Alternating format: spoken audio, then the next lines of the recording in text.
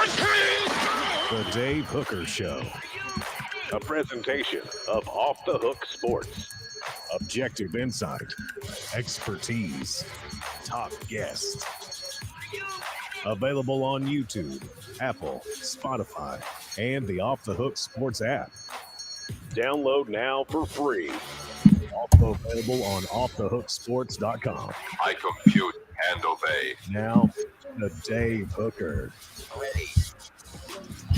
All right, here we go with Caleb Calhoun. I am Dave Hooker, and we are T-minus, by my count, 5 days away, depending on when you're watching or listening, from the unofficial kickoff to SEC Media Days and the college football season. Here we go. So it's exciting. Caleb, you can kind of feel it in the air. Emails exchanging back and forth, lining up guests. It's wild. Caleb, are you feeling the flow? How are you today, Caleb, as the unofficial kickoff to football season, SEC Media Days, is just a couple of days away? Pretty darn cool. How are you, Caleb?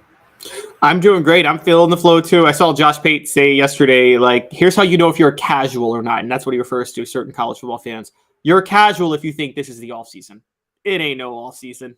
That's absolutely right. I agree completely. Let's start off with a question because we got a lot to get to on the program, but something that I wanted to weigh in on because this all kind of just happened over the course of the past 24 hours. I want to remind you that on the program today, it's the SEC Network takeover for Tennessee. So we'll talk about the most memorable games in Tennessee football, basketball, and athletics over the past year. And I'm going to put a caveat in there because I know what everybody's going to say first. You can't say that first. Also, Butch Jones on the hot seat. He lives on the hot seat. That's the way he rolls. It's time to get that $26,000 a year gig at the University of Alabama again. I'm sure he's open to that. He's made enough money where he should be just fine. Also, why Butch Jones wasn't the worst hire at the time of his hiring. And Tennessee, Alabama, Tennessee, Georgia, two of the most meaningful games in all of college football. So we've got a lot to get to, including predictions of 10 wins for Tennessee, which everybody is all over the place. I wrote a column about that. We got people saying 10 wins. We got people saying number 19. We've got just all across the board. I don't think anybody knows what to think about Tennessee. And I think that a lot of people felt like they missed the bandwagon and they missed the lead story of all of college football last year with Tennessee because they thought they would be about an 8-win team at best. And what does Tennessee do? They win 10 in the regular season, 11 overall. So I think there are people that feel left out, and they are, as media members and national analysts, that don't know nearly as much about their individual teams as individual reporters like Caleb and me. No knock against them. There's too many programs to keep track of. But they're just all over the place, Caleb, as far as optimistic and pessimistic predictions. Some people think Josh Heupel's a flash in the pan. Tennessee got lucky with Jalen Hyatt. If you're looking from afar, got lucky with Jalen Hyatt, a special talent. It's more about the guys they had than the system. On the flip side, and I think that you agree with, Heupel's a pretty special coach. This is a special offense, and it's getting better. But as far as a national media member, and I've been in that position before, it's tough to keep tabs on every single program under your purveyance. And I think that Tennessee is one of the most unknown programs among national media members as far as what they'll do this season in the nation, bar none. I think it's right up there with, I don't know what to think about these Cats. Do you kind of get that feeling? Because every prediction I see is one extreme or the other. I haven't seen anybody say 9 wins, which would be right down the middle, right? Yeah, I agree. And I'm with you. I give them a break because I've kind of been in the national media forum too. And you and I are trying to cover a little more SEC, and we have been this summer. And we're even learning just doing that. It's so much harder to do that and get things accurate when you're not on a day-to-day basis covering in the weeds of one program. And I don't think people understand how it's we talk about the workload of college football coaches. Guys, the workload of college football national media is insane because you're talking at least every SEC and Big Ten team, and then quite a few other top 25 caliber teams. You're talking like 45 to 50 teams that they have to keep an in-depth eye on at all times, particularly in the off season. That's a lot of work. And I don't think people realize that. I agree. And then you've got Phil Steele in particularly, and I'm not knocking Phil Steele. I think he does want. I was a Phil Steele fan before Phil Steele's parents were Phil Steele's fans. I mean, I liked Phil Steele like 25 years ago. Okay, so I'm not knocking him, but he's been on Knoxville media and he said they'll rival Georgia. And then he has them number 19 in his poll, which would equate to 3 or 4 losses. And then now he has them predicted for 10 wins. So I don't think Phil Steele knows. I don't think a lot of other national media know. And I mean, to some extent, we don't know. But I feel like we have I'll just be honest with you, a pretty darn good grasp of what Tennessee's going to do this year. As a matter of fact, I go into this season, I don't know if this is good or bad for Tennessee fans, with more confidence of my prediction of success or lack thereof than really any year maybe since I've covered Tennessee football. I feel very confident that this will be a very good team. Could some breaks go against them, injuries, that sort of thing that leads to an 8-win season instead of 10? Certainly. Could things break the right way and they're at 11 or 12? Certainly. All of that is very, very possible. But I feel confident that they're going to be very good again this year, whereas there's some national media that doesn't seem so sure. So it is the takeover day on the SEC network, which Tennessee will be featured in a ton of games over the past year. They do this for every SEC team. So it started at midnight. If you were up watching it at midnight, God bless you. You're a huge Tennessee fan, and I'll send you an off the hook t-shirt. How about that? But first, we're going to get to today's tough question, which has to deal with that very thing, and that's the Tennessee takeover. It's brought to you today by Zen Sports. Today's tough question. Take a side. Take a stand. The Dave Hooker Show, a presentation of offthehooksports.com. Best answer to today's tough question. You got to surprise me. You got to challenge me. We'll get a t-shirt, an Off the Hook Sports t-shirt. You'll love it. It says Hooker right across the front. Maybe a little bit more relevant last year when that was a quarterback, but still, Milton was copyrighted. And it's not my last name. So here we go. Today's tough question, other than the Alabama game, take it away. That's off the board. What was the most, do you want to go meaningful or memorable games of the past athletic fiscal year, brought to you by Zen Sports? I'll tell you more about them in just a second. You pick it. You pick the word, and I'll follow your lead, sir. I'm going to give you a crazy one that people don't think about, but we talked about it right after it happened. I think the Pittsburgh game is really what got Tennessee football going last year. I think that overtime. Okay, so are we going meaningful or memorable? Meaningful. Okay. Meaningful, I'm with you, but I'm going to go in another direction on memorable. So let's go meaningful. The most meaningful moment last year. I love your pick of Pitt. Go ahead and fill out on the message board the most meaningful moment of last year, other than the Alabama game. Caleb, roll. Yeah, so the reason the Pittsburgh game, it reminds me of, and we've listened to a lot of our Celebrate 98 stuff, and one of the things that stands out a lot was the win over Florida really got them going. That was more significant than even the Florida State win. And the reason was it kind of gave the confidence they needed. I think that win over Pitt really opened the eyes of Tennessee fans and Tennessee players of, oh, we just beat Pitt. Yes, we should have beaten them by more. Yes, it was an overtime win and an ugly game, but that was a top 25 road win. And you got Florida coming to town next week with the new head coach. You get to go visit LSU at noon with the new head coach. Those chips are falling where they may, and you should easily take advantage of those. So Pitt, I think, was their toughest mental hurdle. And once they got past Pitt, they realized a 5-0 start was on the table. And then once they got to 5-0, they had all the confidence they needed for that Alabama game, and which is why they pulled off that upset. So I think Pitt really set the dominoes in motion for them. Okay, let me set you up for another one. What is Tennessee's record if they don't pull that out against Pitt? Because that would have a confidence impact more than just an impact on the win-loss record? What does Tennessee finish if they don't get that win at Pitt? Oh, they're 8-4. They lose to Florida 2 weeks later, and they lose to Alabama. Wow, that's strong.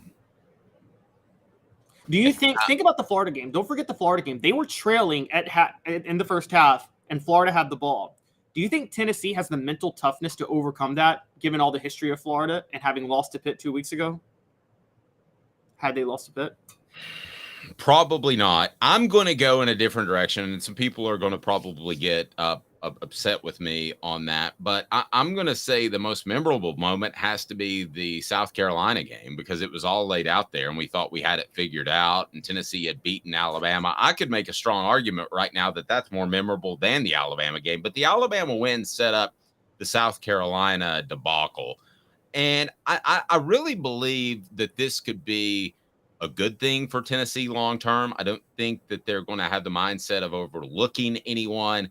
I think there was a guy in Jeremy Banks that was a Pruitt recruit that probably was not real fond of the fact that Pruitt was gone and he was under a different coach, and Jeremy Banks created a distraction. So I think that will signify the end of whatever fractured sort of roster you might have. Because some guys are Pruitt guys still. I know that sounds crazy, and some guys are Heupel guys, but I think that's all over now.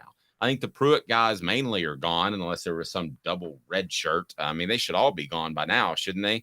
Caleb, pretty close after this season. Quite a few. I mean, even two after of the people. This season. Oh, after this season. Yes, but there are still because of the COVID year and the redshirt year, you could have Pruitt guys all the way through 2025. Because Amari Thomas and Cooper Mays could both be back in 2024. So it's kind of. I don't think Cooper is going to be based off those conversations, but I'll ask him on the Vol Report, brought to you by City Heating and Air Conditioning today, as a matter of fact. But we shall see. So I would have to say the most memorable to me is South Carolina, because I thought Tennessee had a chance against Alabama. I thought Georgia was significantly better at the time, especially at home, and motivated by some preseason talk. But Caleb, to me, the one I'll always remember, and you ask me 10 years from now, and I don't want to sound like a pessimist, but I will remember the South Carolina game, because I thought it was done and done. I thought Tennessee was going to be in the college football playoff or the fifth team and one out. Either way, for content purposes, it would have been great for us. Instead, they lose to South Carolina. And, the most memorable game, maybe for me, maybe it says something about me, was the 2001 SEC championship game. So maybe that's how my brain is wired, is I remember big losses as much as big wins. What does that say about me as a person, Caleb? I mean, it's you sound like a coach. Coaches always will say the same thing. Now, the difference is that 2001 SEC championship game, that was more than just a loss. That was a changing of the guard in college football. Tennessee, to this day, has never recovered from that loss. And I don't think the South Carolina game will be that bad. There's also this point. The South Carolina game could have a major silver lining that we don't know about. And I'm gonna do a comparison, Dave. It has a silver lining similar to the Orange Bowl against Nebraska in 1997 when Tennessee lost 42-17, which is this. Hendon Hooker getting hurt is what forced Joe Milton to take all the first team reps. We wouldn't know about Joe Milton in the Orange Bowl had that not happened. The same way in 97-98 with Nebraska, the team really didn't know what they had in T. Martin until Peyton Manning got hurt in the SEC title game. And I think Martin took most of the first team reps in the Orange Bowl preparations, didn't he? And yes, absolutely. Yeah, because if you remember, Peyton Manning had the bursa sac in his knee and showed up on David Letterman with it swollen, which he shouldn't have done, because then Nebraska knew that he would be even more of a statue in the pocket. But that's going way back and showing my age. Yeah, no, but it's a known thing. And T. Martin did throw a touchdown pass late against Nebraska, and I do think that was the first sign where the Tennessee players. I don't know about the fans. You could tell me more about that. If the fans saw promise in T. Martin when they saw that game, but I think the Tennessee players definitely, that was when they first started to get confidence in T. Martin, wasn't it? Right around then. Yes, and I think a lot of players thought that T. Martin should have played that entire Orange Bowl game, to be real honest with you. And they didn't think that Peyton Manning was able to play, but it was Peyton Manning's last game. He had just lost the Heisman. So they didn't want to besmirch him. The coaches didn't, but I don't know that he should have been playing. I'll give you another one. I'll give you two more, most memorable. And then you pick one from basketball, if you will. And it's brought to you by Zen Sports, the new sports book in Tennessee, revolutionizing the way you earn sports betting rewards. That means no more deposit bonuses that turn into deposit nightmares. On Zen Sports, what you see is what you get with their cash rewards program. You get a lot of cash. For a welcome bonus, earn an unlimited 5% cash back on your betting volume for your first 15 days when you sign up with the code HOOKED. That's HOOKED, HOOKED. That's right, unlimited 5% cash back. Keep betting, keep earning with up to 3% cash back on your betting volume every month after that. And refer friends to earn a percentage of their betting volume as cash rewards too. Zen Sports bringing the cash back to Tennessee. So if you bet big on sports, you want to be betting on Zen Sports. Zen Sports betting just got better. Somebody on the message board mentioned LSU. So let's break down memorable moments for a moment, if we can, of the football season. So Pitt, we learned that Tennessee had some toughness. LSU, we learned that Tennessee had enough explosiveness where if a team came out and didn't play well early, they could get blown out. The location or stadium didn't matter. Alabama, we learned that Tennessee had an awful lot of moxie. How about the Kentucky game in which Tennessee played so well defensively against, knock him if you want, but against a guy that was a highly thought of quarterback prospect? So there were a lot of memorable moments that Tennessee had from its football season. If we went basketball or any other sport, is there one that stands out to you as the most memorable moment from the past fiscal athletic year? So basketball, they beat a number one Alabama team in basketball this year too, which was memorable. But I thought that was that. It's funny, they beat Alabama in basketball when Alabama was number one, but that wasn't shocking to any of us who had covered this team this past year. And honestly, it didn't change any of the negative opinions I had about Tennessee basketball. So I thought what was more impressive was their Duke win in the NCAA tournament. I thought that actually was a memorable moment because I didn't think they had that in them to beat Duke the way they did. And so that stood out to me. If it's a bunch of Caleb's and Dave's, it's still Duke, right? Yeah, I mean, they're exactly. still wearing a Duke jersey. It's like, that's pretty good. Well, and Tennessee at Thompson Bowling Arena was so good this year. You had faith in Rick Barnes at Thompson Bowling Arena. You don't have faith in Rick Barnes against teams that are evenly matched with him in the NCAA tournament because his track record is horrible in those situations. So beating Duke really stood out. I'll also say in baseball, and here's a big one, and this was shown at 1:30 this morning. Don't forget that 17-1 win over Vanderbilt early this year. The sweep of Vanderbilt is what turned the baseball program around and got them rolling to go to the College World Series. Because if you remember, right before that sweep of Vanderbilt, they had been swept by Arkansas. They had lost 2 of 3 to Florida, and they had lost 2 of 3 to LSU the previous 3 weekends. And then they're playing the number 2 ranked Commodores, and they sweep them. And that totally changed things for the baseball program. So I think that was a really, really, really big win for baseball. So women's basketball, the big one they have is, and it does stand out, was beating LSU in the SEC tournament.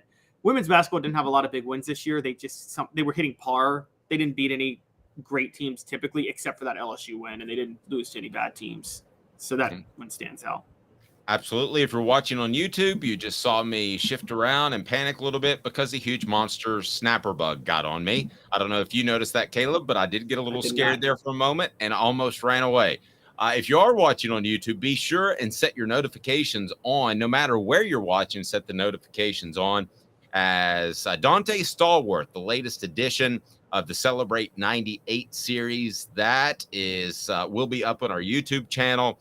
Also, Jacob Warren will be up today, and we're looking for Cooper Mays. And then Cozy Coleman, who is a pretty good offensive lineman, will be part of the Celebrate 98 series, and that's brought to you by Tennessee Cider Company. Go to tncidercompany.com, use the promo code HAT, that's HAT, and you will get some free swag with any purchase of your chosen cider, and you can get it delivered almost anywhere in the United States of America. So that is pretty awesome. All right, Butch Jones.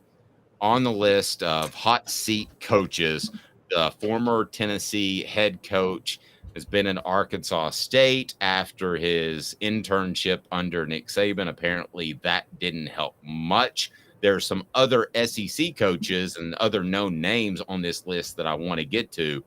But my, oh my, Butch Jones, what happened in the end to his career?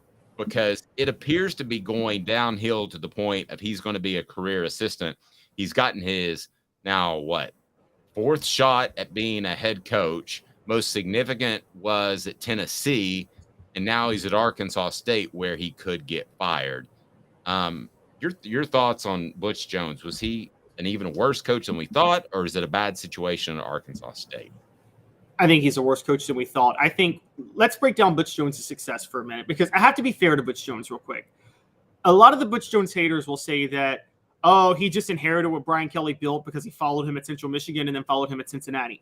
That's actually not true. For those who don't know, Butch Jones' first year at Cincinnati, he went 4-8 right after Cincinnati went 12-0. He actually had to completely rebuild the Cincinnati roster after Brian Kelly had left.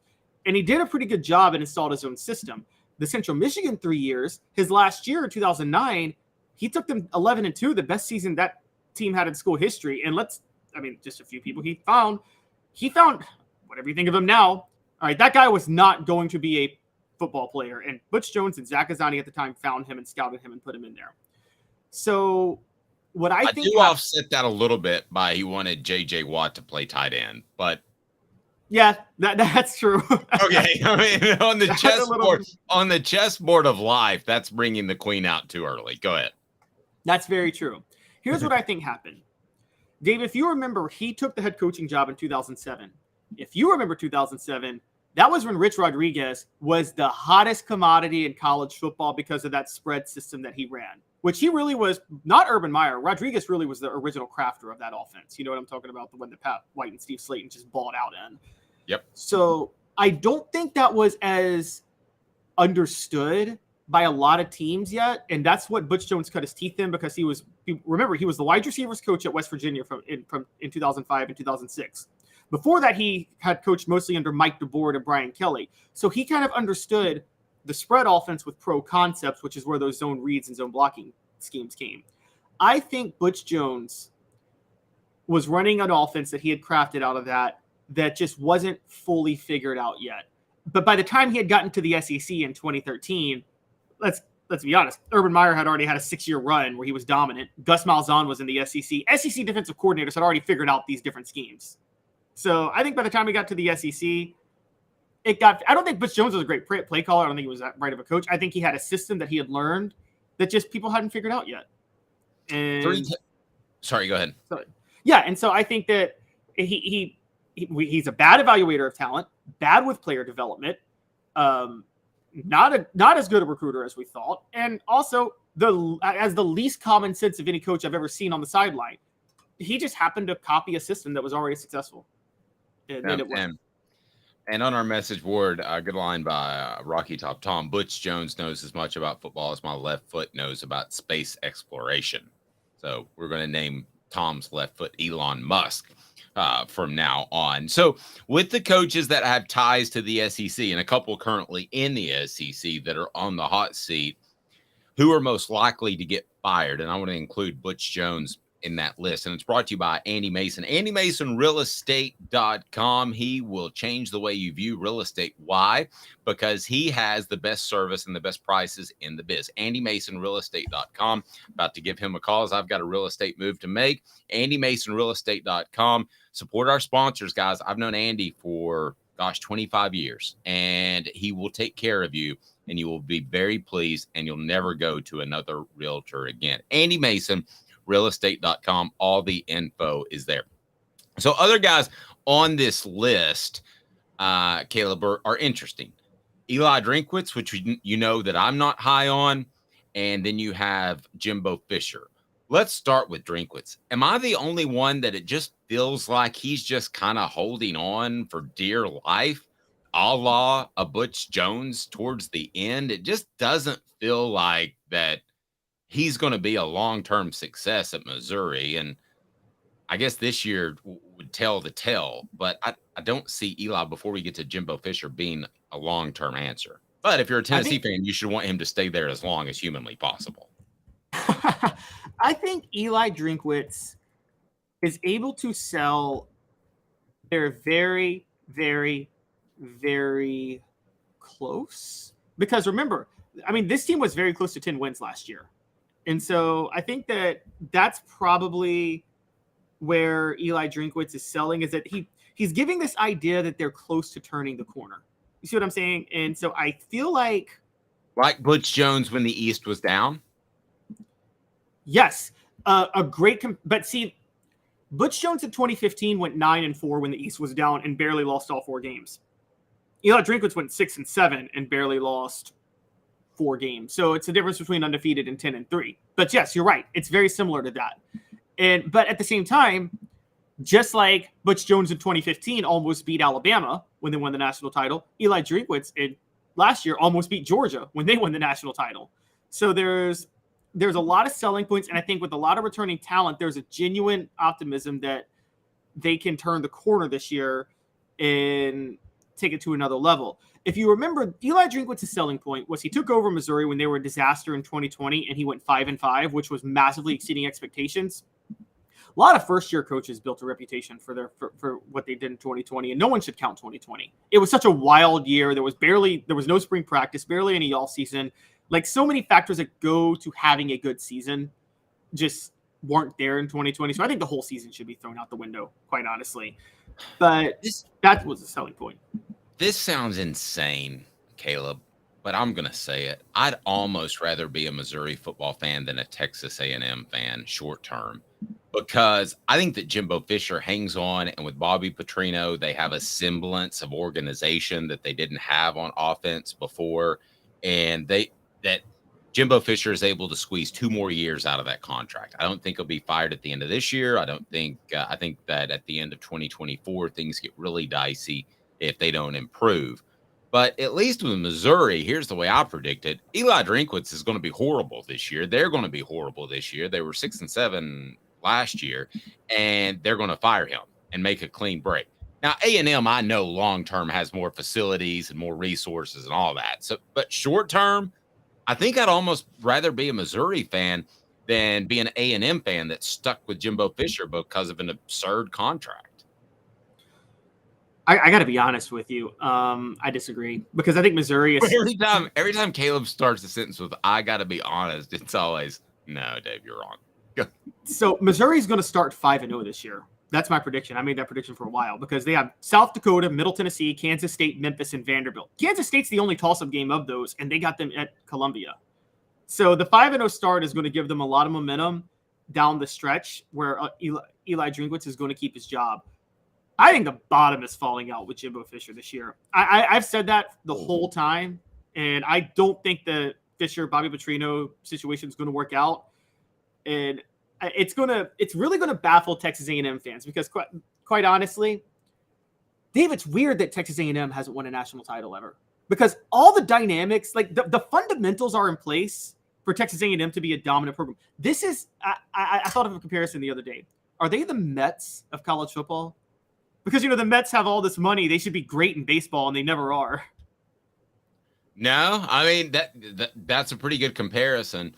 If I were a Texas A&M fan, I would hate to be stuck to that contract. I mean, that would just absolutely drive me crazy on a day-to-day basis. Coming up next, why Butch Jones, even though he could get fired from Arkansas State, was not the worst hire in what Mark Nagy called the decade of dysfunction.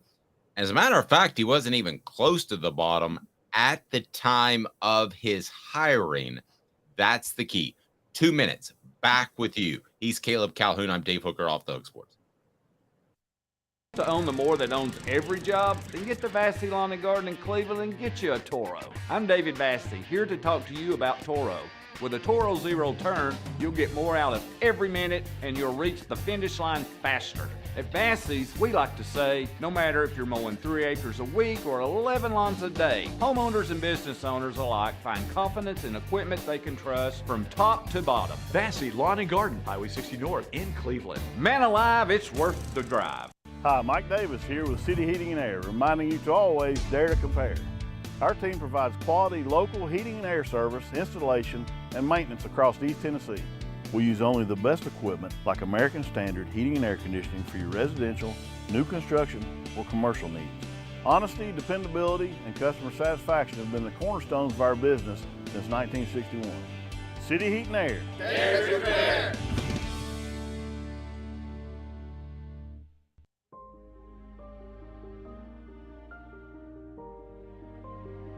Our family has been creating one-of-a-kind pieces of jewelry in West Knoxville since 1986. Each piece is a combination of unique processes that bring your idea to life. Every day in our shop, a truly special item with a story all its own is being manufactured in our facility, bringing the history and family sentiment into a whole new generation of life. We're grateful that you chose us to be Knoxville's best jeweler, a title that we value and respect. Because to me, being a jeweler and owning a jewelry store are not the same thing. I'm Rick Terry. I'm a jeweler, and we want to be your jeweler. Kingston Pike and Campbell Station Road in the heart of Farragut, and downtown on Gay Street right next to the Tennessee Theater.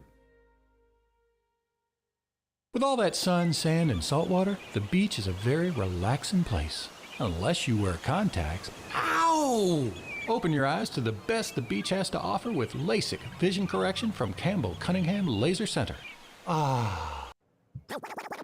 You're listening to The Dave Hooker Show, a presentation of OffTheHookSports.com. The internet is full of pictures of each and every one of you. Available on YouTube, Apple, Spotify, and the Off the Hook Sports app. Download now for free. Is there nothing you people can't do? Also available on OffTheHookSports.com. All right, so we had a question earlier to start off the show, and I didn't get into it. I failed. Dave, does it sit right with me that Northwestern's coach, Pat Fitzgerald, got fired for things out of his control while Kirby Smart's players got get underage kids drunk off their rears and allegedly assault women? Well, I don't know where the Fitzgerald stuff's going to go. I do believe, and I know Georgia fans think I'm biased for whatever reason, I do believe that Kirby Smart has a real problem in Athens. So I'll say this. It led me to a column that's going to be on offthehooksports.com later today, Caleb, and it's about the fact that had Tennessee hired Greg Schiano, which to me, Caleb, was a reach of a hire just in terms of football. But had they hired him with the loose Penn State ties that I thought Tennessee used in order to make him not the hire, there's no way a guy could survive that with those loose ties. If Pat Fitzgerald can't survive the social media backlash and the media backlash from what's happening at Northwestern now, and he was a player there and he's coached 11 years, there's no way that somebody with any sort of loose tie to Penn State could have survived that. Even if Schiano was having some measure of success at his school, and he's not having success at Rutgers currently, but if it were Tennessee, you would have to make a change based off partly the loose tie to Penn State, and now this cropping up again. In retrospect, I was pretty critical of Tennessee fans and the way they responded. Caleb, now I think to myself, maybe there was something to that. Because if something like this happened that was out of his control, Caleb, you couldn't possibly stand by him with the other ties to Penn State, which I think you and I agree were pretty loose. You go. Yeah, they were loose, but I've always said it's twofold. Because people tried to call out Tennessee fans and say, well, they wouldn't be mad like this if Nick Saban was getting the job. Well, yeah, because he's Nick Saban. Okay, the question becomes, do the moral issues of whatever they may be outweigh your success on the field? And sorry, guys, success on the field matters. So Greg Schiano, if he had won 2 national titles at Rutgers and had a successful NFL tenure, I think Tennessee fans wouldn't have cared, nor should they have. But the loose ties become an issue when you're not successful. This is why the Kirby Smart Pat Fitzgerald comparison I don't think is fair either. Is Kirby Smart, I think, allowing a lot more issues? Yes. Could it be a disastrous problem long term? Yes. The difference? Georgia cares about football, and Kirby Smart's winning national titles. Northwestern doesn't care about football. Northwestern, the most important thing to Northwestern, and you know this, Dave, having worked at ESPN with people who probably graduated from there, is the academic eliteness of the institution itself. They care about that and the credibility of their institution more than anything, and football's a bonus, and the checks they get from the Big Ten is a bonus. They're not, most other schools are, we're not going to let this derail our football program. Northwestern, we're not going to let our football program derail our academics. And they're very, very, very clear about that. And so it's about priorities, and neither's wrong. I'm not saying that makes them more moral than Georgia. I'm just saying that's what they care about. Yep, completely agree. Jacob Warren, the Vol Report brought to you by Bassey Lawn and Garden. What should people do that are listening right now? What's up, everybody? This is Jacob Warren asking you to like, subscribe, and share. Dave needs this.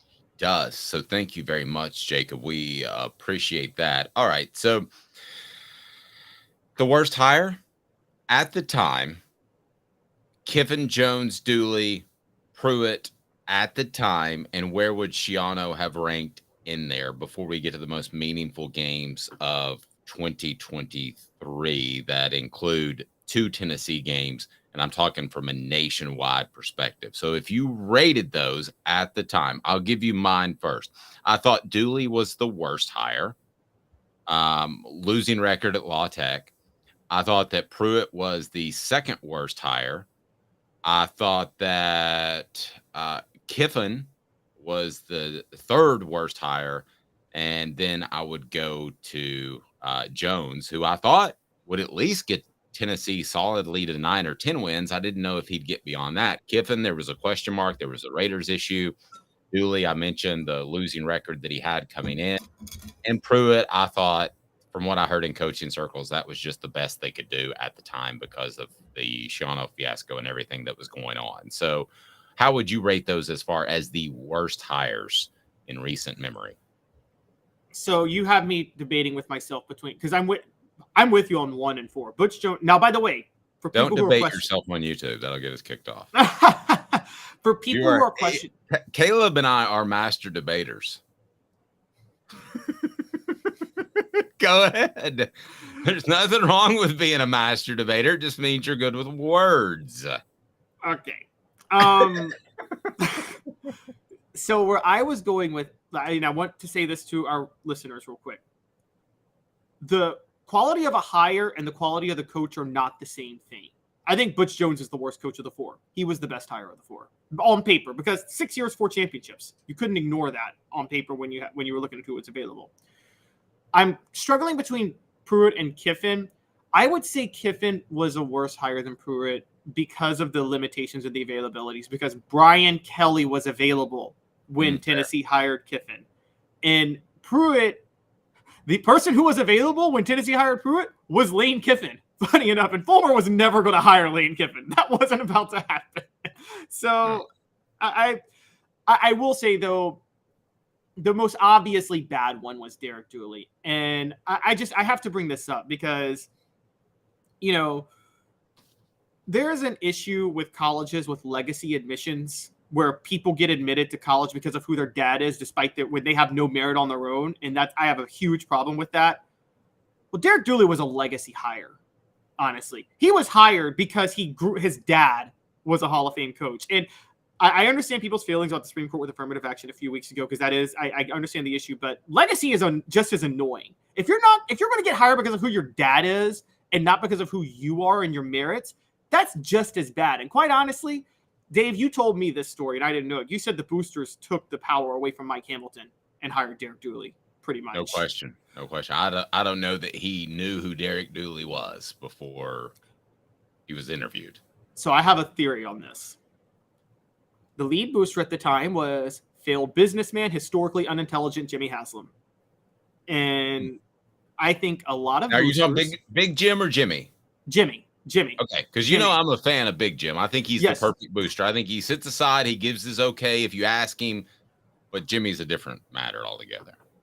Yes, exactly. Yes, Jimmy was running the program like a feudal lord during that time, and so Jimmy Haslam is a historical failure in everything, but he's a trust fund baby. I think he saw himself in Derek Dooley.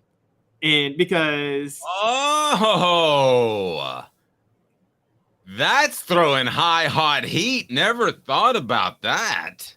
Yes. I think he saw himself because Jimmy Haslam so badly wants to prove he's successful at something. He's successful at nothing. But I think that he really wanted somebody like Derek Dooley, the son of a Hall of Fame coach, to work out. Now, I still am more of a defender of Derek Dooley, the job he did, than you are, because I would take Dooley over Butch Jones any day of the week as a head coach. Well, now, in retrospect, my list would change. In retrospect, the top coaches, in my opinion, would be Kiffin, Dooley, and then I would actually go Pruitt over Butch because I think so little of him as a moral person or lack thereof. I think little of Butch. Some stuff I've been told that I haven't even shared. I've shared a lot with you off the record, but I would have Butch last, even though he had the most success at Tennessee. I would have Butch last too. I would easily have Butch last. Surprises me. Well, you said that. I like that. Yeah. Well, again, he's unintelligent and he's a sociopath. I mean, he's other than that, I mean, it's so yeah, no, I think Dooley was actually the smartest Kiffin was probably the smartest of the four, but Dooley was actually pretty smart. There were just some issues he had, but yeah, no, I think on its face, that was a terrible hire. And here's what drove me crazy about the hire. You talked about Kippy Brown. That made the most sense, mainly because it was so late in the game. Just hire an interim and then wait till next year, and where you can actually get a better collection of coaches that are going to be, because everybody was hired at the time. Or Kevin Sumlin was on the list, and I don't think Kevin Sumlin's a great coach now, but on its face, on paper, Kevin Sumlin was a better coach than Derek Dooley. There was no question at the time. And so, but the boosters wanted Derek Dooley because the lead, and I don't know about the other boosters at Tennessee. Maybe some of them are like Jimmy Haslam, where their daddies were rich, and their entire success is because of their daddy. And Jimmy Haslam's whole life is because of his daddy. If it wasn't because of his daddy, he'd be one of those people selling roses on the street corner. But it's interesting. So what about, would Jimmy have been a big fan? Was he a big fan of the Kiffin hire then? Because that's a legacy kind of sort of hire. Well, okay, here, yeah. Oh, I did not like the Kiffin hire because of that. But the thing with the Kiffin hire was Kiffin's legacy hire was, not only am I my father's son, I could bring my father to come coach for us. So it wasn't like Derek Dooley was going to get Vince Dooley to come coach for Tennessee. And so, there you go. That's why Caleb Calhoun is a master debater. All right, so Tennessee with a hooker. Oh, wow. What are you even paying for in that regard? All right, so let's get to the two most meaningful games on Tennessee's schedule, which also happen to rank as two of the most meaningful games in the entire college football slate. I'm not talking just SEC. I'm not talking just Tennessee. These are games that have huge meaning that just this time a year ago might not have made this list because everybody expected Georgia and Alabama just to pound Tennessee. So before we get to those games and where they rank on the most meaningful games, I want to remind you that Craft Treats is phenomenal for your pet. Craft Treats has just the chill pills that will absolutely change your pet's lives. They have CBD derivatives. They will help with the digestive issues, the arthritis, also help with anxiety. That's crafttreats.com. Go to crafttreats.com. Use the exclusive code Off the Hook. That is Off the Hook, crafttreats.com. So I'm going to go out on a limb and say the two most meaningful games are Alabama and Georgia on Tennessee's schedule that make this list. Where do they rank among the most meaningful games in all of college football? And my goodness, I would hate to put together this list because going back to the national perspective discussion we had, you're going to leave a bunch of people off. But where do these two games rank? They should be top 10. They should be top 10.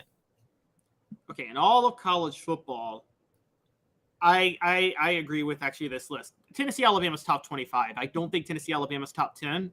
And it can't be top 10 anymore because it's not a divisional game. Now, after this year, it could get back to top 10 when there's no more divisions, but there's still divisions this year. So with Alabama in the West, it's top 25 because it's not as much of a direct impact. So I got Tennessee, Alabama in the top 25. I got Tennessee, Georgia in the top 5. That's where I'm going with these two. Okay, and where are they actually on the list that was done by 247 Sports? So the list by 247 Sports is right where I was doing. They have Tennessee, Alabama at 21, and they have Tennessee, Georgia at number 4. Now, ahead of Tennessee, Georgia is Michigan, Penn State, LSU, Alabama, Ohio State, Michigan. I can't really argue with any of those, can you? No, but I am gonna. Here's what I'll do. I'll go ahead and start it with 4 downs because I'm gonna argue one of the points that you made because I still happen to think that Tennessee, Alabama is pretty significant for a significant reason or two. 4 downs brought to you by Craft Treats. Use that promo code off the hook again. That promo code off the hook. 4 downs is now. 4 downs. 4 questions. 4 answers. The Dave Hooker Show. 4 downs. A presentation of offthehooksports.com. So one of the things that you said throws me off a little bit. I'm not totally disagreeing with you, but I'm kind of disagreeing with you because you talk about which is the bigger game between the two. I think it's easy to say Georgia. I think it's very easy to say that that's the SEC East. However, what would 2 wins in a row mean for the Vols over Alabama? So this particular year, what would be the bigger win? I'm going to give you the easy one, okay? Because I know you're going to go Georgia, and you're probably right. But Cooper, set us up for first down. Coop here, first down. So you want to go Georgia. Tell me why in 10 seconds or less because you're pretty much right. Because it's an SEC East game. That's all I need to say. Okay. I'm going to say Alabama because I think Georgia very well could be going off the rails. I think that with the discipline issues, I've seen this before up close under Philip Fulmer, and it doesn't seem to be going away. And it's tough to get that back. And sometimes you never get that back. So I think Georgia could be going off the rails. I'm not particularly fond of the Mike Bobo hire that we talked about. I think that if you beat Alabama for the second year in a row, that you made a real statement. If you beat them in Tuscaloosa, you made a real statement. Either are on a scale of 1 to 10, 10 wins. I mean, that's a monstrous win. So I'm not at all saying that the Georgia win wouldn't be huge. It absolutely would be. And it's at home, and you would probably have the goalpost back in the river, in the Tennessee River and all that. And that's great and well and good. And I appreciate all that. But to beat Alabama after their run, you might be part of the reason that Nick Saban says, I'm not sure I want to do this any longer. Okay, that happened with Steve Spurrier in Tennessee in 2001.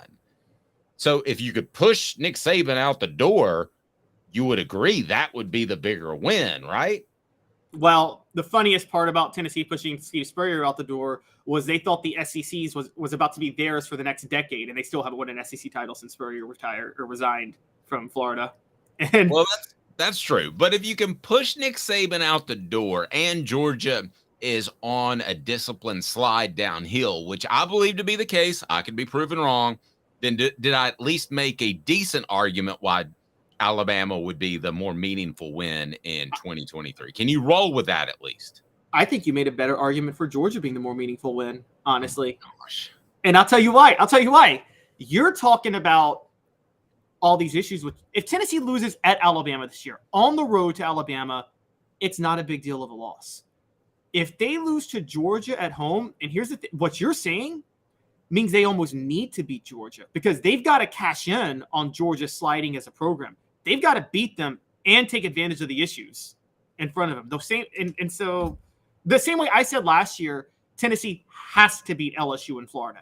I said they had to because you're not going to get a better opportunity to beat LSU in Florida than in 2022. And they took advantage of those. And based on what you're saying, Dave, if Georgia's sliding, well, Tennessee needs to push them further down. And the way to push them down is to beat them. Okay, fair. Twisted my argument. I'll give you that. Second down. What down is it, Coop? Cooper Mays here. Second down. Thank you, Coop. The bigger rival right now, aside from what game they want to win, has Georgia supplanted Alabama short term as the biggest rival between the two because Tennessee has now beaten Alabama and Georgia appears by many to be the next dominant dynasty in college sports? No, bigger rival right now. funny enough, I would say no, only because Tennessee Georgia is not really a rival yet. Tennessee's got to be competitive to make it a rival, and right now it's Georgia and then Tennessee. And here's a crazy, but I will say this: if you care about history and historical perspective, there's one reason to care more about the Georgia game, which is Alabama's so far ahead of the rest of the SEC when it comes to history that doesn't matter. Georgia surpassed Tennessee this past year in number of SEC titles. So Tennessee's fallen to third all-time in number of SEC titles. Georgia leads the all-time series 27-23. See, Tennessee could care about leading the all-time series with Georgia. They're never going to catch Alabama in yours or my lifetime in terms of all-time series or SEC titles or national titles. But they can catch Georgia. And so I think that's where it's a big deal. Fair enough. Well, I plan to live to 100, so there's that. All right. What down is it, Cooper? Tennessee center Cooper Mays here. Third down. All right. Which game is Tennessee more likely to win? Alabama. Alabama and Georgia. You know what? The home and away, you would say they're more likely to beat Georgia, but I'm just not. I'm down on Alabama this year. I really am, and so I think they're more likely to beat Alabama. I think they're more likely to beat Alabama because they're down, but I'm closer than you because I think this is a revenge type of game. And Nick Saban, even before he had elite talent, was a master motivator. And I'm going to use a Cowboys reference, which you might hate from time to time, but Jimmy Johnson was an incredible motivator. I think of him very similar to Nick Saban. He knows how to push buttons on all the guys. Some guys need the harsh treatment. Some guys need you to be a little bit nicer when they have a bad practice. You just kind of give them a look. So I think that they will be motivated to the hilt that week in practice. No, it doesn't matter when the game kicks off, I know, but they'll be motivated to the hilt in the offseason to say Tennessee's never going to beat Alabama again. We're the Crimson Tide. So I do believe that Alabama will be an incredibly tough matchup, obviously, and they're on the road. So I think that'll be the tougher win between the two to get just because of the motivational factor. And I think Nick Saban's special at that, almost as special as evaluating talent and recruiting. Which down is it, Coop? All SEC center Cooper Mays here. Fourth down. What's the most important aspect in each of those games for Tennessee to pull what we think will be an upset? The most important aspect of each of those games. I'll start first with Georgia. And Elias points out that Georgia matchup is terrible. It is because they do the exact opposite as Tennessee. So I think it's the running game. I think Tennessee has to be able to run the football with a pretty good offensive line. I think that's the most important aspect of Georgia. I think the most important aspect of, and you could say this about every game, and I'm not trying to cop out here, just don't make mistakes on the road against Alabama. And I don't hate that matchup at all. I think it's a tough matchup. You just can't go out there. I'm not even talking about interception fumbles. Let's bring it back to Joe Milton. Call me a Joe Milton hater if you want to. But Joe Milton can't be missing wide open guys in the Alabama game on the road. That can't happen. Yeah, so for Alabama, I'm going to be a little more cliche than even you. I think it's straight up about Joe Milton because I think Alabama is going to be playing ball control. They're going to be focused on the game, so I don't think they'll make as many mistakes. So I think from that perspective, Tennessee's going to actually have to beat Alabama, and I don't mean they can't beat Alabama the way they beat Florida in '98. You know what I mean? They're going to actually have to beat them by outplaying them, and so that comes to Joe Milton, like you said, hitting on his throws. I still think it's actually the passing game against Georgia too, and that is, I think that it's the receivers. They got to be able to beat those Georgia defensive backs. And last year it was raining. Cedric Tillman they were trying to force it to Tillman when he had a hurt ankle, kind of messed things up a little bit. But the real exposure was the problem was Tennessee's receivers. Georgia put their cornerbacks on them one-on-one, man, and just stuck with them down the sidelines. So I think that the biggest key in that game is it's actually just one question: who's going to win the speed matchups? The foot races, Georgia's cornerbacks or Tennessee's receivers? That's fair. We got another prediction for 10 wins for Tennessee, where Joe Milton ranks among NFL draft quarterback prospects. So the predictions continue all over the place for Tennessee. needless to say, as people don't know if Tennessee's for real or if Tennessee's a flash in the pan, I'm telling you, media members I talk to both on and off the show they're uncertain. They're uncertain, which I think is very interesting after what Tennessee did last year. It's not like they were a James Franklin Vanderbilt team that beat a bunch of no names. They beat an Alabama and they beat a Florida. So I'm unsure as to why people are uncertain, but we'll address that. More predictions. And Joe Milton gets a little bit of love, but not too much. In 2 minutes, Off the Hook Sports with Caleb Calhoun. I'm Dave Hooker. Family has been creating jewelry since 1986, each piece unique with a story all its own. I'm Rick Terry with Rick Terry Jewelry Designs. I'm a jeweler, and I want to be your jeweler. We're grateful that you chose us to be Knoxville's best jeweler. My family and staff look forward to serving you. So please come see us. Kingston Pike and Campbell Station Road in the heart of Farragut and downtown on Gay Street, right next to the Tennessee Theater.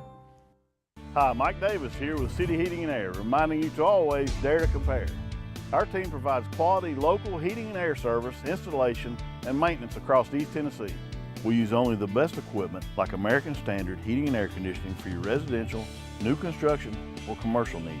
Honesty, dependability, and customer satisfaction have been the cornerstones of our business since 1961. City Heat and Air. Dare to compare. With all that sun, sand, and salt water, the beach is a very relaxing place. Unless you wear contacts. Ow! Open your eyes to the best the beach has to offer with LASIK vision correction from Campbell Cunningham Laser Center. Do you want to own the more that owns every job? Then get to Vassey Lawn and Garden in Cleveland and get you a Toro. I'm David Vassey, here to talk to you about Toro.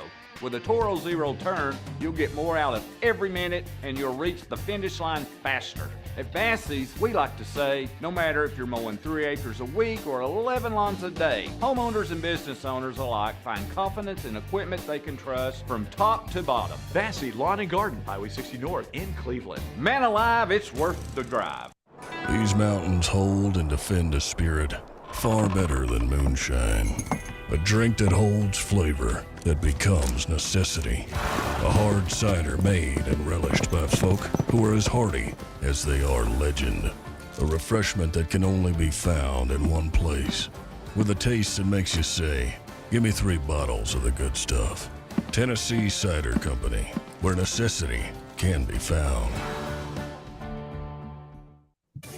Objective coverage. Hey, that's new. If we get caught, we're going to jail. The Dave Hooker Show, a presentation of Off the Hook Sports. YouTube, Apple, Spotify, and the free Off the Hook Sports app. I'm going to need to see some identification. Back to Dave Hooker. Have you watched the Dante Stallworth Celebrate 98 yet, Caleb? I have not. That is on my list of agenda and things to do today. It's because it was just last night. I won't hold it against you. But it's pretty good. He played Peter Warwick. And an interesting side note of that, Celebrate 98 brought to you by Tennessee Cider Company, tncidercompany.com. Use a promo code HAT and get free swag with any purchase. You can order that cider from almost anywhere in the country.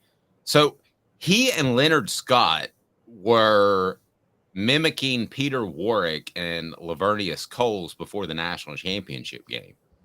And Dante shared that, and he hadn't, I don't think he said this publicly, but he shared this with us. He thought Tennessee was in big time trouble because he and Leonard Scott were destroying the secondary during practice leading up to it. And as it turns out, the reason, Dante Stallworth was faster and more athletic than Peter Warwick, and Leonard Scott was probably faster, maybe not as good as hands as Lavernius Coles. But they really thought, the receiver group thought, that Tennessee's defensive backs were in trouble. And an interesting story where Dwayne Goodrich came up to Fred White after the first series and said, hey, Peter Warwick's not as fast as Dante Stallworth. Did you know that? There it goes. Pretty. Dante Stallworth had a more successful NFL career than Peter Warwick, and Peerless Price also had a more successful career than Peter Warwick. And there's a great They do the SI articles all the time. For the national champion, they would do every year, and they had one for Tennessee. The whole feature SI issue on Tennessee in '98, and there's a whole section dedicated to all the talk Peter Warrick was getting before the game, and how much Peerless Price just totally outshined him in the game, and it just wasn't even a question that one was. I'm for people who don't know, I'm a Peerless Price homer. I love Peerless Price. He's my favorite receiver to ever play for UT, and I honestly think he's the best receiver to ever play for Tennessee. Yes, I said that. But whoa, that's strong. Yes, we might have you on that Celebrate '98 edition, so you can tell him that. I'm sure he'd love to hear that. A guy named Peerless probably likes to hear compliments. Oh yeah. Well, look, Peerless Price's stats weren't what Joey Kinson, Marcus Nash's, and even Robert Meacham's in 2006 were. He also played in a totally different offense with T. Martin throwing him the ball. He didn't have Peyton Manning throwing him the ball. No disrespect to T. Martin, but the offense was different with T. Martin than it was with Peyton Manning. If I would have told you leading up to that game that Peter Warrick was the third best receiver at best behind Dante Stallworth and Peerless Price, before that game, you would have called me crazy. I guarantee you would have. You're right, and you could almost say fourth best because Cedric Wilson might have been better than Peter Warrick too. I mean, yep. It's it's not a crazy thought. I thought Florida State was overrated heading into that game. I didn't think Peter Warrick was overrated, but I guess that will be a lesson learned. All right, let's get to Phil Steele, who I said I love. He predicts 10 wins for the Vols. Joe Milton named the number 6 quarterback prospect in the upcoming NFL draft. To me, 9.5 wins is the over-under. That's my personal, not that it should be and it won't. It'll probably be 8.5 by Vegas. But if Tennessee doesn't win 10 wins and doesn't win 10 games and just wins 9, to me, that would be a bit of a disappointment considering what they have coming back. Phil Steele takes a national look at this, and he's had Tennessee at number 19 in the polls, which I don't understand. But 10 wins for Tennessee. What do you make of Steele's prediction? How doable? Your thoughts? Phil Steele is ground zero for just how all over the place predictions are for Tennessee this year. I mean, it totally is. So we talked about Phil Steele last week, and he had Tennessee ranked number 19 nationally. This week, in an interview, we find out that he's projecting them to go 10-2, and that they're the only team, or to win 10 games, and that they're the only team in the East that can challenge Georgia. Well, if they can challenge Georgia, they'd be higher than 19. Then we're seeing among draft-eligible quarterbacks, Joe Milton is all the way down at 6 on his list. I got news for you. And I said this the other day.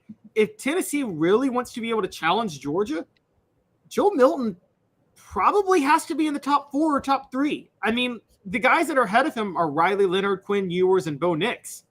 Joe Milton's got to prove himself to be a better draft prospect than all 3 of those guys if Tennessee is going to challenge Georgia this year in the SEC East or win double-digit games. So I think 9.5 is the perfect benchmark. Because the reason 9.5 is the perfect benchmark is you assume Alabama and Georgia losses, and then the 9.5 comes where does Tennessee lose a third game or not? Do they lose an upset game somewhere where they get caught, which is the difference between 9-3 or 10-2?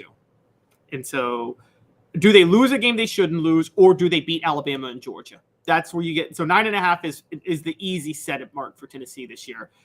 And I think you're right. If they don't go over that, it is a failure. They need to go 10-2. If for any reason, and I talked about this last week, this is Josh Heupel's I got to prove I'm not Gus Malzahn year. He's got to prove that he can sustain what he did last year. And that can be more difficult than you think. No, totally agree. So would you have Tennessee, if you're doing the predictions, and we'll get to our official predictions, would you feel confident enough to have Tennessee at 10 wins? Are you surprised that a guy like Phil Steele does have Tennessee at 10 wins? No, because I think you can be a little low on Tennessee and then a little high on the hospitality of their schedule. If you're low on Kentucky, Missouri, and Virginia and all these other teams, you can see 10-2. I remember the first Phil Steele magazine I ever bought was 2002 when he had Tennessee number 1 that year. Tennessee was predicted to win the SEC. Dave, you remember they were number 5. It was after their 11-2 top 5 finish, Citrus Bowl win over Michigan. They're coming in the next year. Everybody thinks they're going to win the SEC title. It was a horrible year. They go 8-5 because of all these injuries. But the biggest reason everybody thought they were going to win the SEC that year was they had a very favorable schedule and that all their key games were at home that year. With Florida, they were playing Miami at home and things like that. So I just think that the scheduling allows for, even though you may have them down at number 19, you could see them theoretically going 10-2 because of the schedule. So most important Vol, we would agree, is Joe Milton, right? Yes, the whole season comes down to whether or not Joe Milton can do what he's asked to do and needs to do. Okay. Who's second? Brought to you by City Heating and Air Conditioning. City Heat and Air, over 50 years of experience. Integrity matters. You might not need a whole new unit. You might just need some coolant, or you might just need, I don't know, a part instead of spending thousands of dollars on a new unit. If you do need a new unit, know that you'll be taken care of. The City Heating and Air Conditioning, cityheatandair.com. Second most important player for Tennessee this season is somebody cheated a little bit on the message board and said the entire offensive line. Can't do that. Can't do a group. Can't do that. So I don't want to give the game away because I'm going to be doing a ranking. When fall camp starts, I'll be doing all these rankings, most important players, breakout players, dark horse falls. That's all coming. But I will tell you, my guy that I'm watching, and this is going to be a shocker for you, Dave, Wesley Walker. That is interesting that you would pick him. You know, he has experience over a Gabe Judy Lawley, or you would pick him over some guys that I think are more athletic at the corner position. Wesley Walker, of course, is a safety.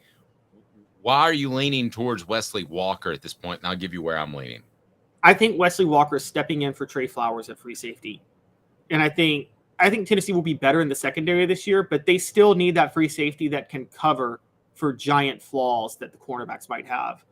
And that's where the pressure is going to be on Wesley Walker. He's got to be, particularly because you got Tennessee's probably going to have to rely on a freshman somewhere. And so I think to allow the cornerbacks, the young cornerbacks, to actually emerge, you need the safety help over the top. And I think Wesley Walker's Jalen McCullough is going to be used. You probably agree with me on this, right, Dave? Jalen McCullough is more of a hitting cornerback. He's almost more a safety. He's almost like a Fred White. Not Fred White. I'm not going to make Fred White mad. He's not as good as Fred White. But his style is more Fred White, isn't it, in terms of a physical safety that likes to tackle? Yeah, no, I would agree with that. My most important player, and I'm not being a homer here because he works with us on a week-to-week basis, is Cooper. I mean, I just think that Cooper Mays, if something were to happen, would be devastating for Tennessee. You know, you'd have to go in a different direction of a guy that hasn't played a lot. I guess that would be Jordan Addison. And you may have to shift things around. If you're not ready for him, then a guard has to move inside. You know, Tennessee was very healthy for the most part up front. They had the one issue at LSU, but for the most part, they were very healthy. And I think Cooper is the most important player. I think that he gives, other than Joe Milton, I think he gives Tennessee the ability to feel comfortable at the center quarterback exchange, which should be simple, I know. But for Joe Milton, and you're stepping in there not only for the opener and you're the starter again, but you're stepping in there at Alabama, at Florida, home against Georgia, all of that, you want to be comfortable with the basics. And those are the basics, the center quarterback exchange. So you've got to have that. So I'll take Cooper Mays.